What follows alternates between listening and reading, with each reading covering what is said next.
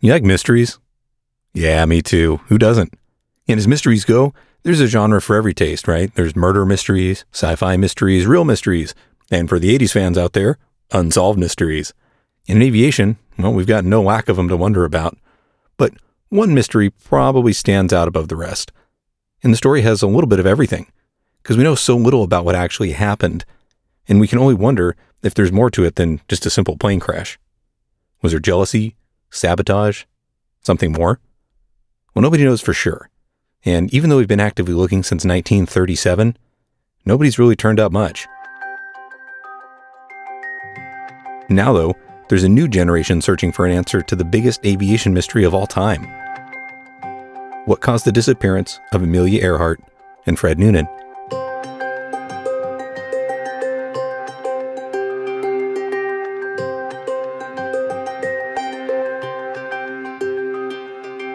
If you're at all interested in this topic, you've probably heard theory after theory about what happened. Everything from a simple navigation error to getting captured by the Japanese. And at this point, a few of those have been solidly debunked, but until somebody actually turns something up, every theory probably has at least some merit to it, right? So who's leading the chase? Well, nobody really.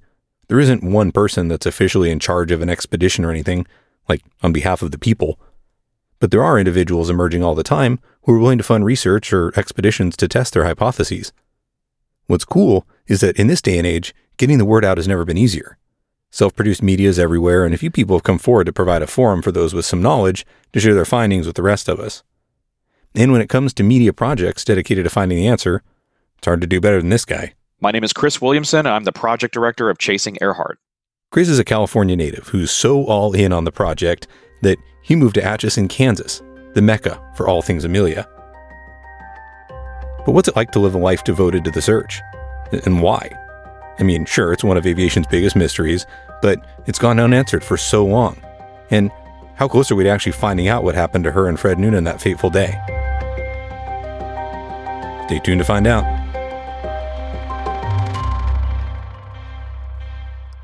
Actually, which I guess makes probably a really good first question for you then too, is how did you come into podcasting?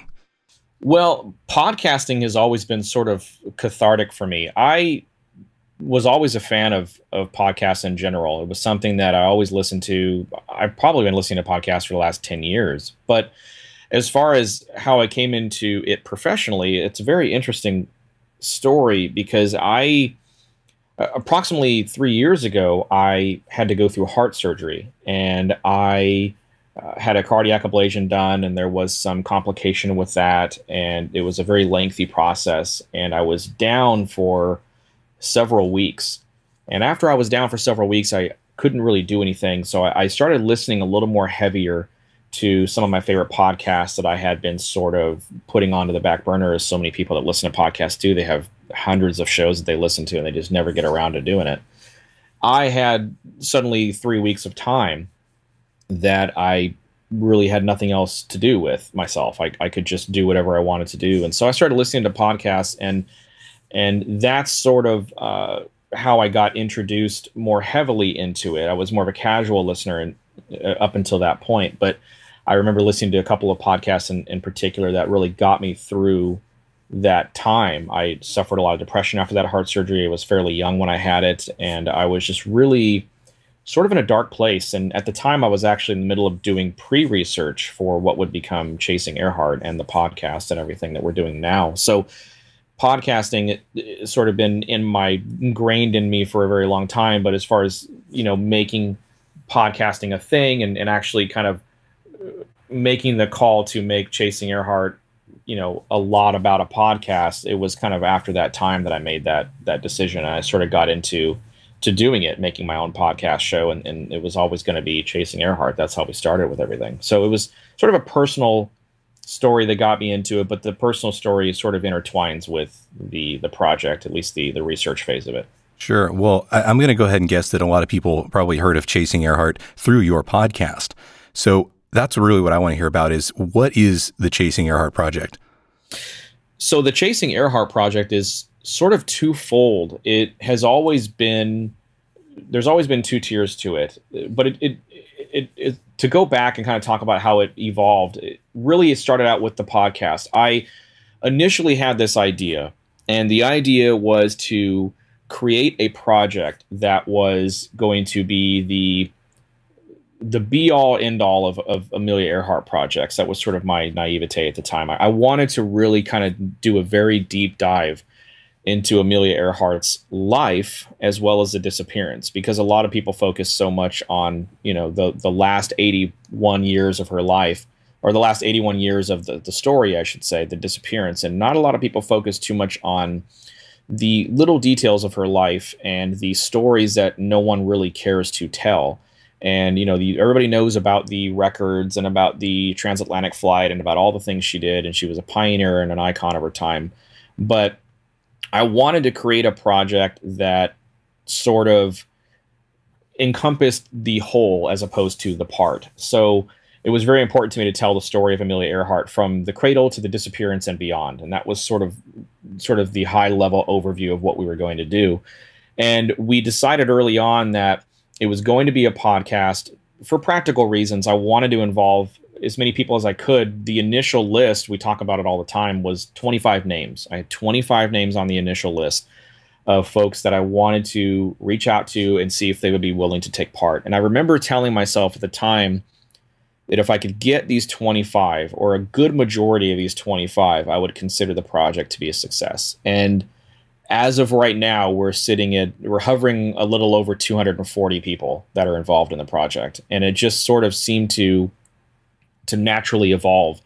And people wanted to get involved in it. People wanted to tell their story, whether it's a connection they had to Earhart on a private matter through family or something like that, or whether it's something that they've been working on for a very long time. So it just sort of evolved into this really robust project, and now it's the largest scale project ever on Amelia Earhart as far as sheer participation is involved. So Chasing Earhart Project is two things. It is a podcast that we've been working on for about a year and a half. We just released we're releasing episode 72 tonight. We've got probably 115 of those episodes recorded, and we've just kicked off a second podcast, which we can get into a little later if you'd like. And the documentary started filming about a year and a half ago as well. Initially, we weren't going to do a documentary. Initially, we were going to stick with the podcast, and we decided to kick off a documentary and do the documentary sort of in the same manner in which we were doing the podcast, only we would go really large scale. We would go documentary series as opposed to a 1 or 2 hour documentary. And that's what we started with then. We started interviewing folks and shooting interview segments for the documentary, and we've probably shot around 40 segments for that already, interview-wise, and we've probably got this year another 30 or 40 scheduled to shoot at that point. So it's a really robust project. It's a podcast. It's a documentary. It's a archive. It's a deep dive, the deepest dive ever into Amelia Earhart's life and her disappearance. That's really the best way to explain it in a nutshell. And I know it's a very long-winded way, but that's the quickest way I could explain it to you. Well, to take on a project like that obviously would require more than just a passing interest in something. It would require something to be more than a hobby. So I want to hear about what actually possessed you to do this. Why Earhart? Why now? And why do you feel the compulsion to chase after her in this way? Yeah, that's a good question. Earhart has been a part of me for as long as I can remember. Third grade is sort of the magic time when a lot of kids get introduced to Amelia Earhart, second and third grade. And as far back as I can remember, third grade was my first memory really of her. We had a History Day project that we were asked to do. And I remember very vividly my teacher put all of these 8x10 black and white photos on the wall, right, around the room. So we had all these kids that were going to basically pick a photo, sight unseen. Now, a lot of those folks, a lot of the people in the photos were very well known. You had your Martin Luther King Jr.'s, you had your Rosa Parks, you had Abraham Lincoln, George Washington, Teddy Roosevelt. The list goes on and on and on and on. But there was a woman there that, it's a famous photo that everybody's seen. If you Google Amelia Earhart right now, Google image search Amelia Earhart, one of the first few images you'll see is the famous photo of her with her hands on her hips and the bomber jacket on her, and she's got that smirk on her face. And that photo was hanging on the wall, and I had no idea who that was, and I don't think anybody in the class knew who that was at the time. But I went ahead and picked that photo, and I remember that's sort of what started everything with me. I started looking into her life, and even as a kid, I remember thinking her life was really fascinating, and she was really someone that inspired me because she was daring and she was innovative, and she seemed to. I was a real scared kid when I was little. I had a lot of fear and about a lot of different things, and this is a woman that just seemed to have a masterful grasp on fear. And I was very attracted to that, even as a child, maybe because I saw something in her that could help me with my inner fears. And did a project on her, loved it, and loved it so much I came back in fourth grade and did another one and another one and another one. I just kept doing them every year. And I remember as I got older and as I got into junior high and into high school, I started writing papers on her when the time called for it. And I used her in any way I could as far as an example and different things.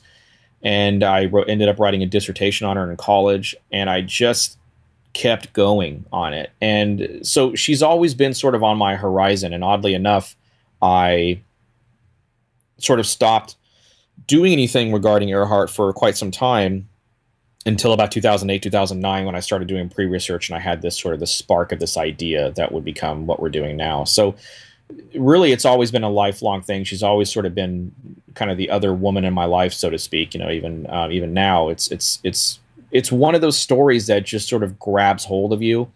She's got this incredibly fascinating life, and these stories that we're uncovering now that haven't been really told. And then she mysteriously disappears over the Pacific Ocean on July the 2nd, 1937. And after that, the story doesn't end. The story, you'd think that the story would end there, but that's when the story is just getting started, and it just sort of twists and turns, and it's been twisting and turning for 81 plus years now. And so it's one of those things that it really is, you know, it can really become an obsession if you don't keep yourself in check, emotionally, mentally, spiritually, however you want to look at it. It can really become an obsession, and it can swallow you whole, like it has so many people. But for me, it's more along the lines of just this natural inquisitiveness about her career and her life, and why she may have done the things that she did, the decisions that she made, what was she thinking at certain times, and trying to speak with all these experts that fill our project to see if I can get a better understanding of who she was as a person. And that is really what's kept me so enthralled in this case. Not so much the disappearance, but really just all these little stories that kind of make up the woman before she disappeared, which is just a totally different twist altogether at that point. What does your family think about all this? Are they really into it too? Yeah, that's a good question. And actually, no one's ever really asked me that before. They've always sort of known that I've been fascinated with Amelia's life, and she's been one of those people that I've always sort of talked about. But my wife is really just been amazing. She is our project coordinator for Chasing Earhart for Chris Evans Films. So she has taken on a role that has been really remarkable. She really handles all the things that I don't. She's sort of the heart and soul of the project. And when I told her about what I wanted to do, she was never not supportive. You know, she was always, well, if that's something you really want to do, you should do it. And I remember I went out and did my first interview with a gentleman by the name of Todd Swindell, who I happen to have a lot of respect for. He was the first person I ever talked to. And I remember going out to the library in Alhambra, California, and doing an interview with him. I shot an interview on camera with him, very gracious with his time, and he opened up to me and talked to me about his hypothesis and the work that he's put in on this. And after that interview, I was really hooked. I knew I wanted to do it before the interview, but it was one of those situations where I wanted to test the waters and see sort of how I felt and see if there's something I really wanted to kind of commit to, because I knew it was going to be a really big commitment if I was going to dive into this. And I think it was really a credit to Todd and his generosity with his time and his willingness to speak with me that really sort of helped me want to make the commitment. And when I told my wife about it, she said, okay, I'm in with you all the way. If you want to do this, let's do this. And she went at it 100%, as she does everything in her life, and she gives it her all, and she's just incredible, and she's come on board and run our project. And really, when we decided to move from Southern California to Atchison, Kansas. So it really it's like a whole nother world. You know, you're down in Southern California. She's lived there all her life. All her family and friends are there. She's never known anything else besides that. And I remember we came out to Atchison, Kansas for the 2017 Amelia Earhart Festival to film interviews, which we did. We filmed like, 15, 20 interviews or whatever, something like that. And we got an offer to move out here. And when we received that offer, I remember turning to her on the way home, on the way back to the hotel that we were staying at while we were here. And I said, we're leaving California in 60 days. And she was a little scared at first, but, to her credit, she put her money where her mouth was. And she said, I'm in till it's over. And so she's been very supportive. And I couldn't ask for a better wife and a better partner, not only in our marriage, but just in this project. She's been wonderful. And my little boy is 9 years old, and he's just rolls with the punches. He's, wherever we're at, he's happy to be at, and he's evolved and he's done really well. And it's just been a great experience so far on that front. I cannot ask for a better family to be with me on this journey, and they've all been supportive. I have nothing I can say that's negative towards anyone that's in my inner circle that's been around us throughout this project at all. Well, yeah, to leave Southern California to move to Kansas, you better mean it. Yes, absolutely. And she did. And we've been here for about a year and a half now, and we'll probably be here for at least another year or so until this thing's wrapped up. So she's been very great. I can't praise her enough. Wow. Are you guys going to come back home after the project is over? Or are you going to stay out there? That's a good question. We've talked about that. We've talked about staying out here. We've talked about buying a home out here. The cost of living is so much better out here. It's so much more affordable. I have a really great job out here. I do work a day job, and I'm out here, and we're doing good. Our quality of life has been really great. I want to really leave that up to her. She made a huge sacrifice in taking this project on, and she moved out here without any hesitation. And I think I've told her several times that the least I can do when this project is done and say is let you decide, where do you want to be? Do you want to stay out here? Do you want to move home to California? What do you want to do? And she's still deciding on that. So I'll to be continued there. We'll find out. So why Atchison, Kansas? Why does that seem to be such a ground zero for Amelia Earhart stuff? Yeah, Atchison is really Mecca for Amelia Earhart. We love it out here. It's a great town. Atchison does a really fantastic job of keeping the spirit and soul of Amelia Earhart alive and well. And for those who are listening and don't know of Atchison's connection to Amelia Earhart was born and raised in Atchison, Kansas. As a matter of fact, the home that she was born and raised in, her grandparents' home, right on Santa Fe and North Terrace, is about 5 blocks away from where I'm sitting right now. It's now the Amelia Earhart Birthplace Museum. It's run by the 99s, and it is done a phenomenal job of keeping her legacy alive. And every year, Atchison hosts a phenomenal festival called the Amelia Earhart Festival. It's usually the second or third weekend in July of every year, and they have a concert on the lake, and they have a birthday party, a birthday cake for Amelia Earhart, and they have the greatest fireworks show and aviation spectacle you've ever seen. And it's over the Missouri River, and it's just really, really remarkable. And it's a celebration of Amelia Earhart's impact and legacy. And so it seemed to me, I kind of liken it like an author who writes thrillers, and they're writing a thriller about a town in Alaska, for instance. It's set in a town in Alaska. So they decide to move there for a few months to sort of get in that mindset and to help their creative juices flow. And that's sort of the decision I made. I thought, if we could move to Atchison, if we can get into the right mindset, then we can create, and we can put this thing together in a way that's never really been done. And Atchison's been phenomenal. And so that's where we are right now. And it is Earhart country. Well, Kansas in general is Earhart country, but Atchison especially is really ground zero for Earhart country. They have the last remaining Lockheed Electra 10E on the planet. Muriel is her name, and she is parked waiting for a new hangar to be built as we speak, a beautiful museum and hangar that's being built for her. And that is being done right now, and hopefully will be done within a year or so. And they have the birthplace home. They've got Trinity Church, where Amelia Earhart was baptized. They've got the United States Post Office that was just named in Amelia Earhart's honor.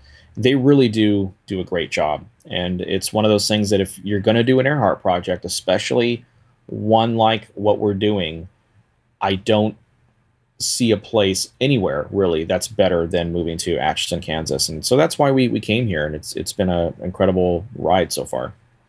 Well, so would you describe yourself as sort of like an aviator with a passion for history, or a historian that likes aviation, or is there any connection to that at all with you?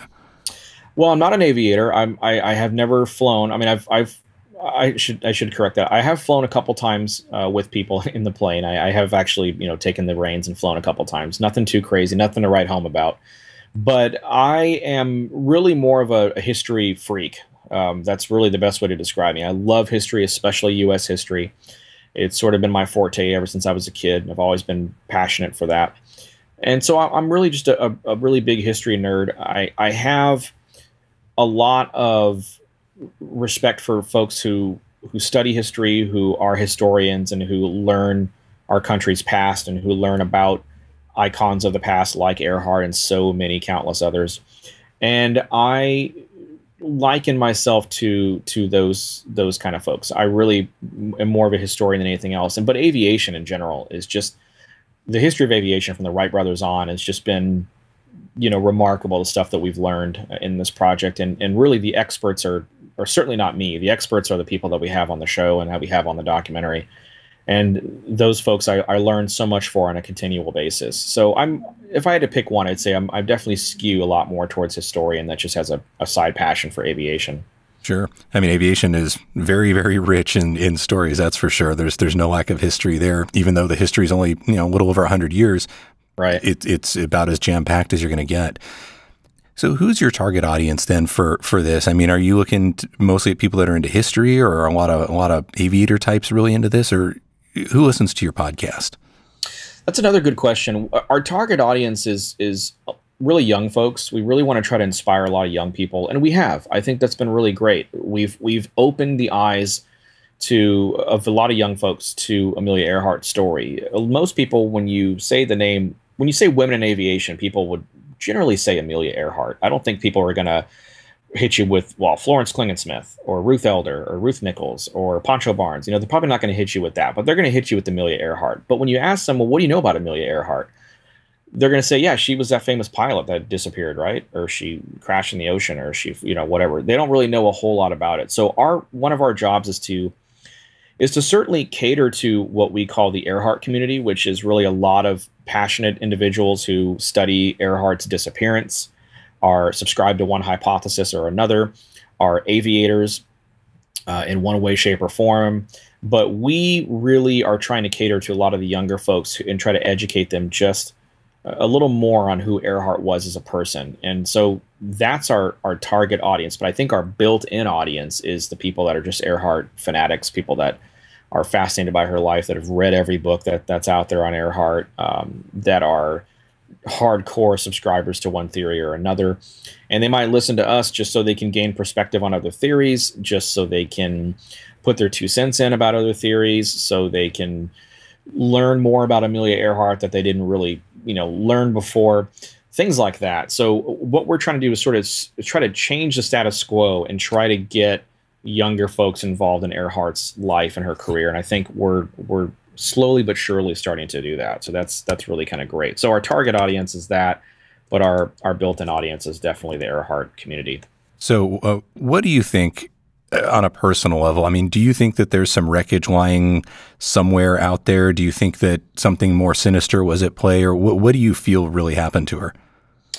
That's a question. That's probably the number one question I get asked all the time. And truthfully, I don't know what happened to her. And, I argue this all the time. Maybe it doesn't matter what happened to her. The more I dive deeper into this, the more folks I talk to, the more I learn about it, I start to have this idea that sort of creeps into the back of my mind that really asks the question that's kind of a hard one to ask. Does it really matter at this point what happened to her? Does Amelia Earhart sort of belongs to history now? Her and Fred Noonan belong to all of us. So one of the things that I think is the most fascinating aspect about what we're doing, and one of the greatest things that I've discovered has to do with the birthplace home here in Atchison. And I have read letters that are in the birthplace home from little girls who still write to Amelia Earhart after all these years, hoping that Amelia Earhart will write back because she is that important to them. She is a hero to them. And so as far as, you know, what I believe, I really think it's irrelevant. I think any one of these hypotheses can be it. I really do. And I think it's a possibility that, you know, you can't rule out that maybe a combination of these hypotheses might be correct. Maybe a little bit of this, a little bit of that kind of mixes up to make the ultimate fate of what happened to Earhart and Noonan that day. So it's really difficult. I liken it to those people who test cars. It's like my favorite analogy. They get this car and they get to test it for a week, and it's like the best car ever. It's got everything on it. And they get the next car that they're supposed to test it. Oh my God, this is the best car ever. It's got everything on it. You know, it's like they can never, like the next thing is always better than the one they had before. I think what's really interesting, and I would challenge your listeners to do this, is go down the rabbit hole, and you don't even have to go down the full rabbit hole. You can just pick a theory, any one of them. It doesn't matter. If you subscribe more to the idea that she ended up in the ocean with Fred Noonan on that day, and that's what happened, and the plane lies at the bottom of the ocean. If you believe that she was in fact captured by the Japanese and it was in Japanese custody and either died on that island in Saipan or in the Marshall Islands, or you know, she died of dysentery or was executed, just pick any one of, pick the Buka hypothesis that's really been making the rounds lately. That's all over the world right now, and just look into that. I can promise you that if you look at the evidence and you listen to the parties involved in presenting that evidence, you will be bought and sold by that hypothesis. You will believe it wholeheartedly. However, you look at the next one, and that's when you're going to start having problems. And it's truly the definition of a rabbit hole. So is there wreckage somewhere? There very well could be. Bill Snavely could be onto something. It could be at the bottom of the ocean. It could be off the shores of Nicomaroro. It's one of those things that just, you know, it's impossible to be able to tell you what I think, because every day we get reintroduced to fresh pieces of information as a team, or we find out something new that, you know, we might be convinced for a brief moment on one particular hypothesis, and then we're pulled back into the fray with another one or with multiple. So it's too hard for me to tell you, you know, really what I think. I just think that one of these folks, I think that somebody's got the answer. I think that somebody's cracked this case already. And I think that it's just a matter of when that we discover the true fate of Amelia Earhart and Fred Noonan. And I'm hoping and praying that one of these folks and one of these investigations turns up either a smoking gun or turns up some kind of finality to this case, so that way people can stop arguing about what they feel happened.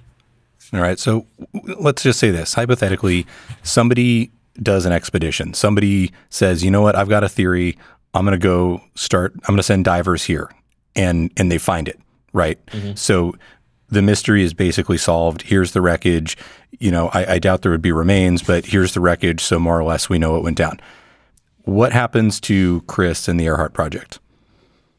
Well, that's a good question. If, let's say theoretically that somebody, let's say they find the plane in the ocean tomorrow morning, and they pull this thing out of the water, and it's definitively determined to be the Electra, I think the balance of chasing Earhart shifts drastically, because we now have an answer as to what happened. I think if they were to find absolute proof that it was on Nicomaroro, for instance, or if the folks working Japanese capture found some absolute proof that they were there, and it was a genuine exception by or acceptance, I should say, by the general public that this is what happened, then I think chasing Earhart shifts, and we basically work with those folks to tell the story, the final story of what happened to Amelia Earhart, and that's kind of how the project would evolve. I think the position that we're in as a team is very unique in the idea that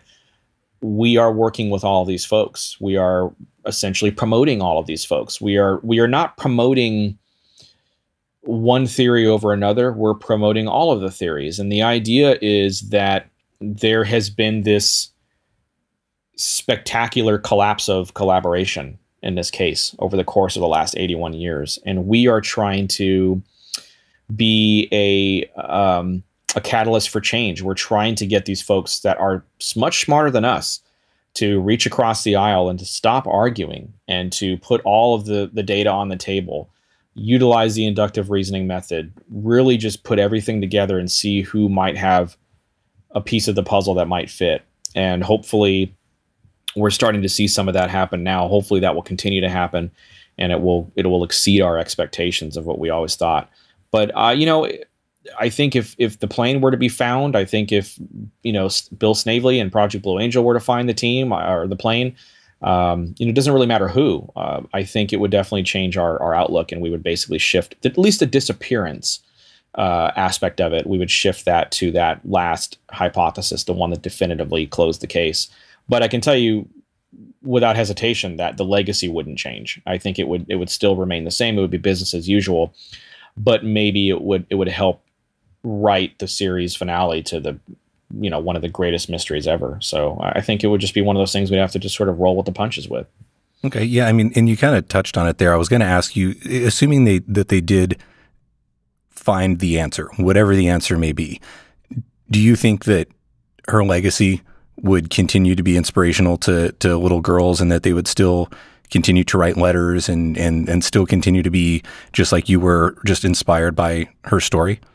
Absolutely. I think there's no question that her legacy, the disappearance is irrelevant to her legacy. We like to say that the disappearance now has its own legacy, which is interesting in its own aspect, because it sort of does. The disappearance itself has spawned another life to Amelia Earhart that was never intentionally meant to be there. So it was one of those things where it just sort of happened. And I think regardless of who finds it, I think regardless of what the final outcome is, her legacy stands, right? I mean, we've done 72 episodes now talking about impact and legacy, and I can promise you that the little girls that come, you know, see our when we're on set shooting film segments or whatever, and there's little girls that come up to us in full cosplay as Amelia Earhart, I can promise you that the countless movies, television,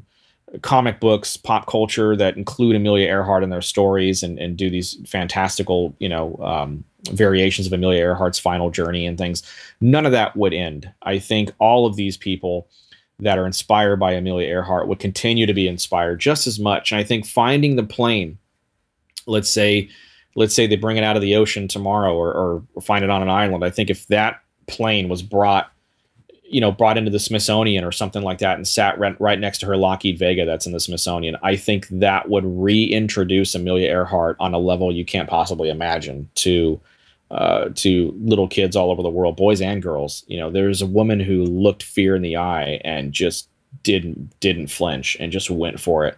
And she very well knew that when she took off for this world flight, that there was a very good chance that she would never return.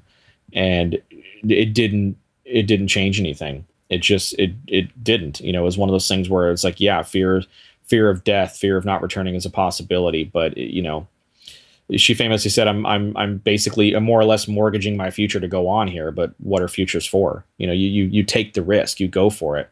And I think that's really her legacy is if you're on the fence about something, if you think you can't do it, if you think you're not good enough, if you don't have hope, you know, look at me and look what I did. And it's not about what I could do. It's about what everyone can do. And I think that legacy will stand regardless of what happened to her. I think what's interesting about her story, and a lot of people really don't focus on this aspect of it, regardless of what theory is correct, it's not a good outcome. Amelia Earhart did not meet a good outcome, regardless of what theory is correct. So she either ditched and her plane in the ocean and slowly drowned in the ocean. She was executed on Saipan and pushed into a grave, or she died of dysentery alone in a jail cell. She crashed and sank off the shores of Buka, would have been fatally injured and sank with the plane in the shores of Buka. She died alone as a castaway on Nicomaroro after Fred Noonan died, and was on Nicomaroro for God knows how long by herself. she returned to the United States and lived out her life as another person, never being able to talk to anyone, never being able to fly again, essentially dying inside and living a lonely life. I mean, there is no happy ending to Amelia Earhart's story, regardless of what theory you subscribe to. And I know some people will listen to the theories I just listed and think, well, that one's ridiculous. That doesn't matter. The point is whatever happened to this woman, it wasn't pleasant. And I think that ties into her story. She knew that it wasn't going to be pleasant. She knew that there was a good chance that she would not live happily ever after, and she took that chance anyway. And I think that's the legacy right there. How do you think her legacy would have been different had she actually completed the trip? Oh gosh, that's one of the funnest ways to speculate. We talk about that all the time on the podcast. The sky's the limit. You can really take your pick. You can really write her legacy however you want. What's really interesting about Amelia Earhart's last flight is she famously told her husband, GP, George Putnam, that, look, this is it for me. I'm done after this with long distance stunt flying. This is going to be it. Would she have flown again? Absolutely. I have no doubt that she would have flown again. Would she have taken on long distance stunt flying and stuff like that? Probably not. She would have. There are a few things that we can be fairly certain on. Nothing is a slam dunk, but there's a few things we can be fairly certain on.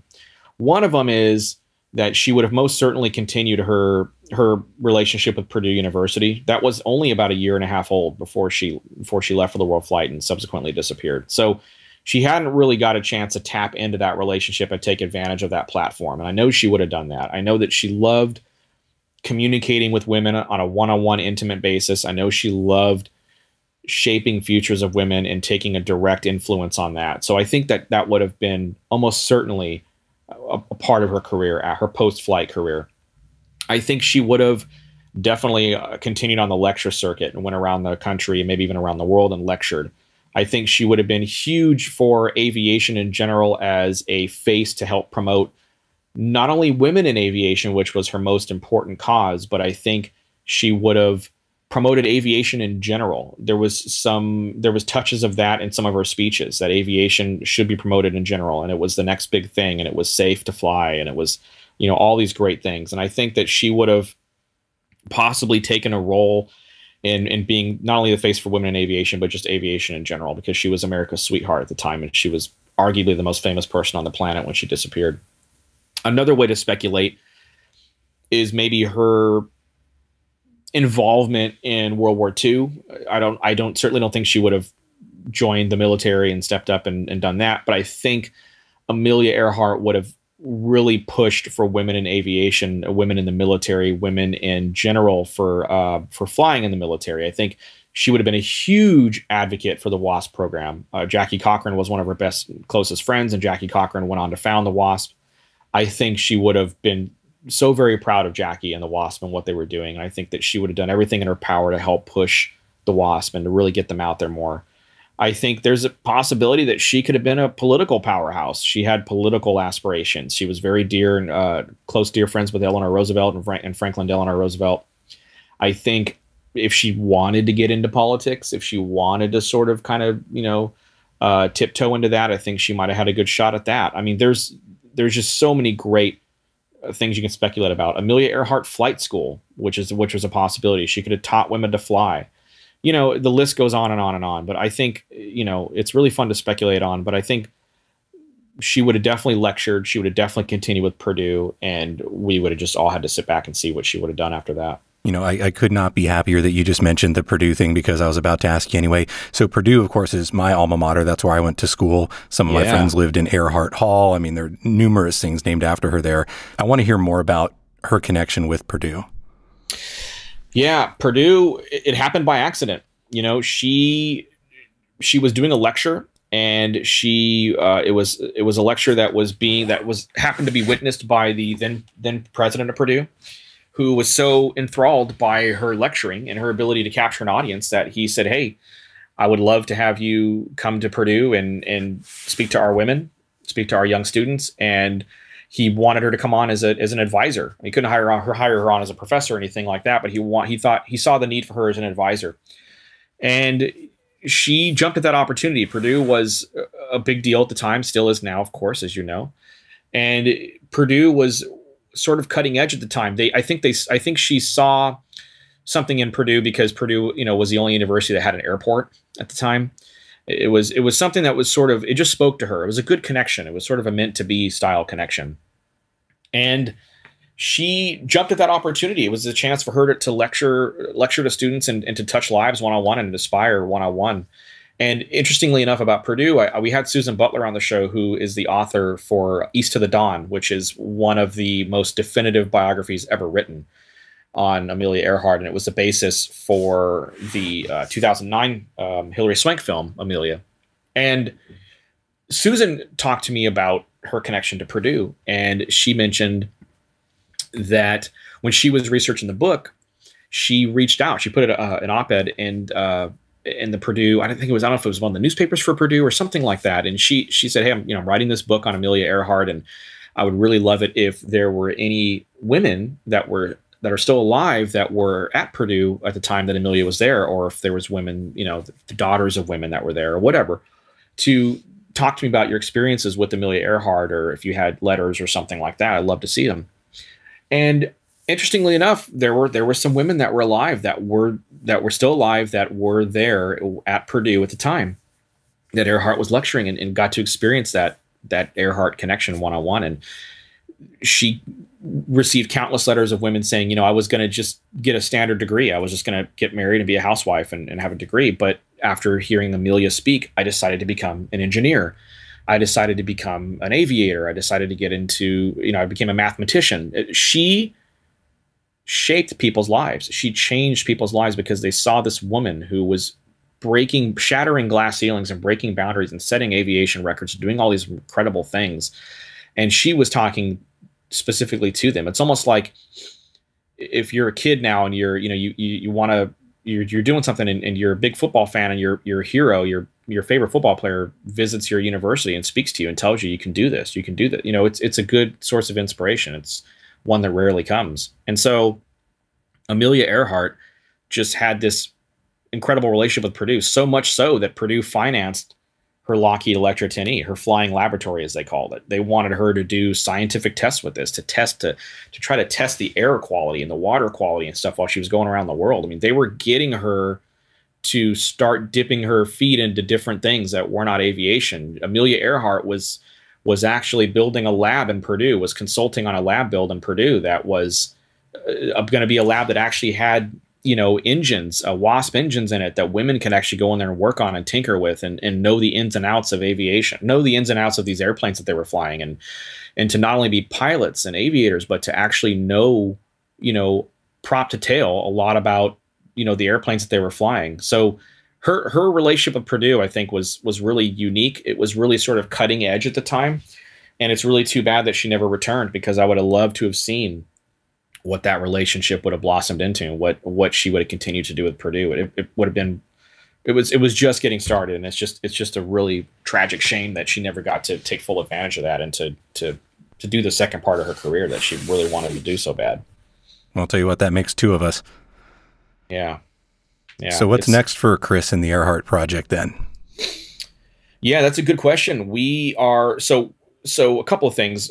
As I said earlier, we just released episode 72 with, we actually released it to our patrons. So we have a Patreon that we do, and we released it to our patrons, get all of our episodes a day earlier before even our subscribers do. So we released that, and the episode's actually going out to subscribers tonight, and it's going to go live on all podcast platforms and everything tomorrow.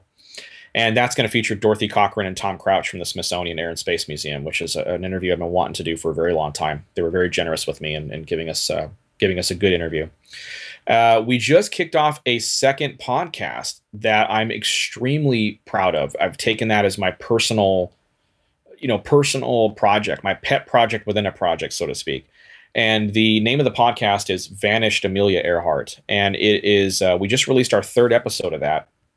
And it is going to be a 15 or 16 episode run. It's going to be a limited run, and it's going to focus on Amelia Earhart's early days and what made her so popular and what made her such an iconic figure. And then as we get into episode 6, I believe it is, we're about to release episode 4 next weekend.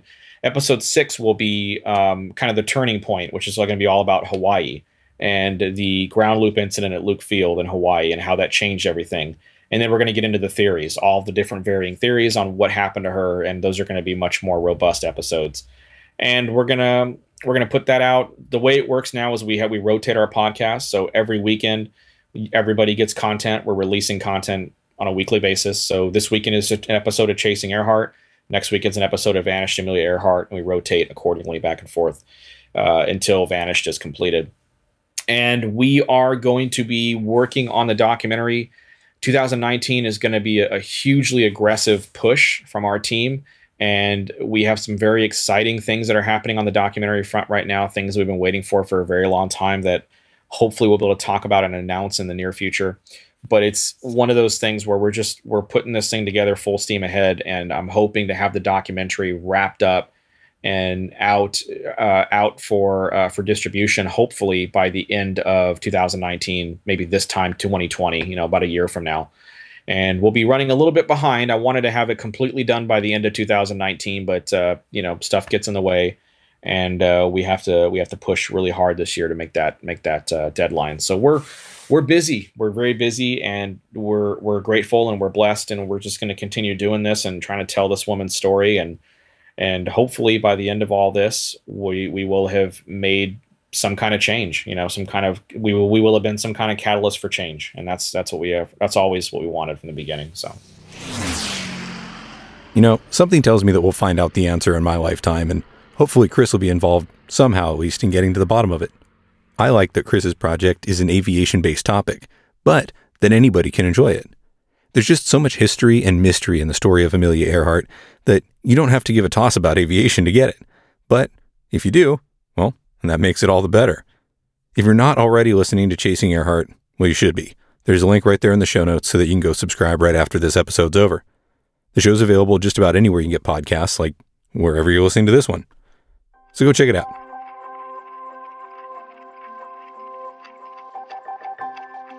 Today's show is brought to you by the generous support of listeners like you through Patreon. To become a supporter yourself, go to patreon.com/podcastingonaplane to get started. You'll be in great company, and you get access to periodic patron-only content that doesn't make it on the podcast, plus my gratitude, for whatever that's worth. Today's show music is produced by Gunnar Jonsson, with additional audio help from Chris Curran. That's all for now. Your frequency change is approved until next time, and report back on this frequency for the next episode. Good day. The Podcasting on a Plane podcast is presented for entertainment purposes only.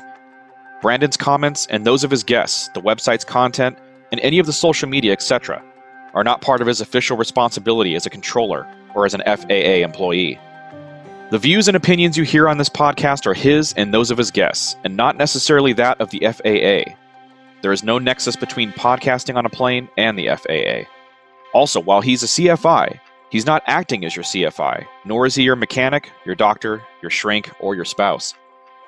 This podcast is presented for entertainment, camaraderie, and fun, but is in no way, shape, or form professional advice or legal counsel. If you're in need of professional advice, get some from somewhere more appropriate than a podcast, no matter how good this one may be.